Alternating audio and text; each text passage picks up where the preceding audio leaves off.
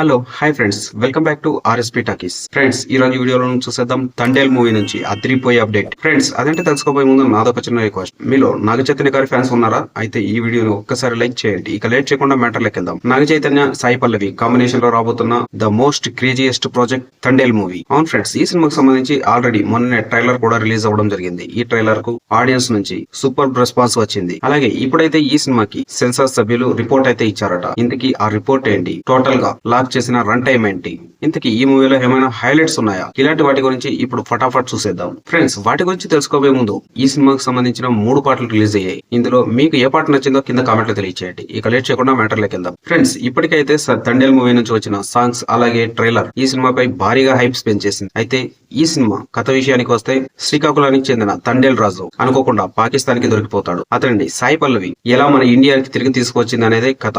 Story line చాలా simple గా ఉంది కదా. అవును ఫ్రెండ్స్, ఇందులోనే ఉంది అసలైన కథ.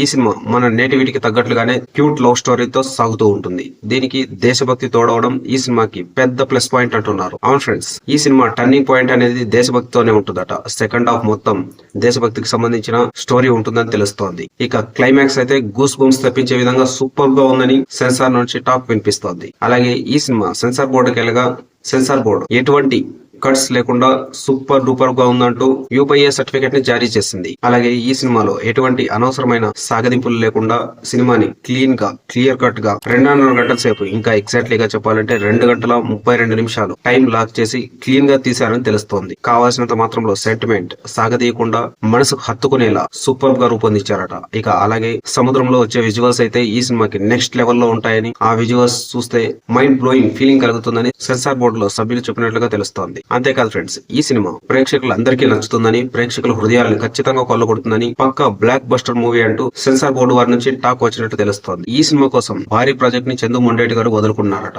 చందు మొండేటి గారికి ఆల్రెడీ గీతా ఆర్ట్స్ బ్యానర్ నుంచే ఒక ఆఫర్ అయితే వచ్చిందట. అటు రామ్ చరణ్ గారితో కానీ, ఇటు సూర్య గారితో కానీ 300 కోట్ల భారీ బడ్జెట్ తో ఒక సినిమా చేద్దామని ఆఫర్ ఇయ్యగా, లేదు నాకు ఈ కథ మీద చాలా నమ్మకం ఉంది, ఈ సినిమాని నేను చేస్తానంటూ 300 కోట్ల భారీ బడ్జెట్ ను పక్కన పెట్టి ఈ సినిమాని తీశారు చందు మొండేటి గారు. ఆల్రెడీ కార్తికేయ 2 సినిమాను మనం చూసేసాం. ఆ cinema super duper block buster hit అయింది. సో ఈ తండేల్ మూవీతో ఎలాగైనా పక్కా బ్లాక్ బస్టర్ కొడతారనిపిస్తోంది. ఫ్రెండ్స్, చూసారుగా, ఇలాంటి మూవీస్ సంబంధించిన లేటెస్ట్ అప్డేట్స్ అండ్ రివ్యూస్ కోసం దయచేసి మన ఛానల్ సబ్స్క్రైబ్ చేసుకోండి. అలాగే ఈ వీడియో మీకు నచ్చింది అనుకుంటున్నాను. నచ్చినట్లయితే లైక్ చేయండి. Thank you for watching. By by.